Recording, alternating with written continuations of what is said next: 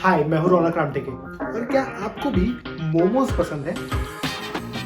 क्या आपने कभी ये सोचा है कि एक ऐसी चीज जो तिब्बत और नेपाल के एरियाज में सबसे पहली बार खाई गई वो इंडिया में इतनी ज्यादा पॉपुलर कैसे हो गई? मतलब इतनी ज्यादा पॉपुलर कि अगर आप किसी दिल्ली के स्टूडेंट को मोमोज के बारे में पूछोगे ना तो वो 1 घंटा नॉन स्टॉप इसके बारे में बात कर सकता है। मोमोज कहाँ मिलते हैं यहाँ? वेल, तो सबसे पहले ये जानते हैं कि मोमोज एग्जैक्टली आए कहाँ से। अब इस चीज का कोई डॉक्यूमेंटेड प्रूफ मिलना तो मुश्किल है, बट ये माना जाता है कि मोमोज की शुरुआत तिब्बत से हुई थी। ब्रिटिश इंडिया के तिब्बत के एम्बेसडर चार्ल्स एल्फ्रेड बेल, जिन्हें वन ऑफ द फर्स्ट तिब्बतोलॉजिस्ट के नाम से भी जाना जाता है, उन्होंने 1928 में ये लिखा था कि उस एरिया के लोग लंच में 10 से 15 छोटे मीट डम्पलिंग्स खाते हैं, जिन्हें हम आज मोमोज के नाम से जानते हैं। अब ये मोमोज तिब्बत से नेपाल तक कैसे आए?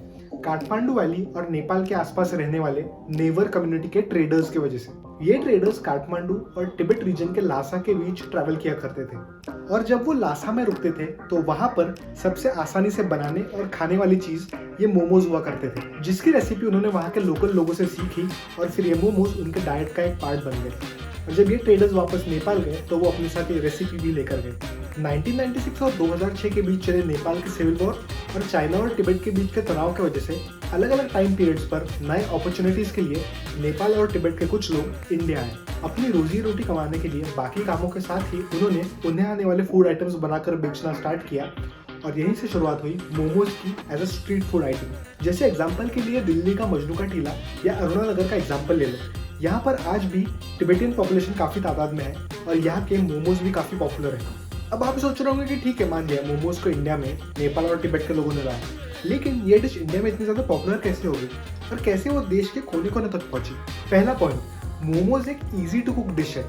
इसके मेन इंग्रेडिएंट्स जैसे कि मैदा और अंदर की वेज या नॉन वेज स्टफिंग आसानी से मिल जाती है और इन्हें बनाना भी ज़्यादा मुश्किल काम नहीं। इसके साथ ही मोमोज को इन स्टीमर्स में या तो पकाया जाता है या सिंपल सी कढ़ाई में तला जाता है। बेसिकली मोमोज आसानी से बन सकते हैं और इसीलिए लोग इन्हें छोटे बजट में बनाकर बेच भी सकते हैं।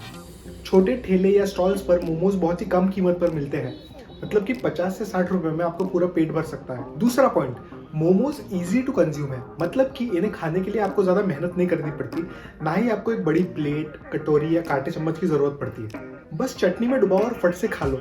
हाँ, कभी कभी गर्म मोमोज खाने की वजह से आपको मुंह भी जल सकता है, लेकिन खतरों से खेलना तो हम सबको पसंद है ना। इसी वजह से मोमोज रास्ते पर मिलने वाली चाट की कैटेगरी में आते हैं। बेसिकली ऐसी चीजें जिन्हें खाने के लिए आपको ज्यादा टाइम स्पेंड नहीं करना पड़ता और पैसा भी कम लगता है। कई बार तो लोग रास्ते में स्टॉल दिखा तो गाड़ी रोक के फट से खा के निकल लेते हैं, और आई थिंक आपने भी शायद ऐसा किया है ना। और इन सब चीज़ों की वजह से मोमोज स्टूडेंट्स का और स्पेशली दिल्ली के स्कूल और कॉलेज स्टूडेंट्स का फेवरेट स्नैक बन गया। सिर्फ 50 रुपए या उससे कम में आपको किसी चीज़ की वेज, पनीर और चिकन की वैरायटीज मिल रही हो तो कौन नहीं खाएगा। प्लस मोमोज हाफ प्लेट भी मिलते हैं, और मेरी एक थ्योरी है कि अगर किसी चीज़ की हाफ प्लेट या हाफ पोर्शन मिलता है ना तो वो बहुत ज़्यादा चलती है। मोमोज की पॉपुलैरिटी में स्टूडेंट्स या यंग पॉपुलेशन को मोमोज पसंद आना एक बहुत ही इंपॉर्टेंट फैक्टर है, क्योंकि उनकी वजह से मोमोज एक पॉप कल्चर आइटम बन गया।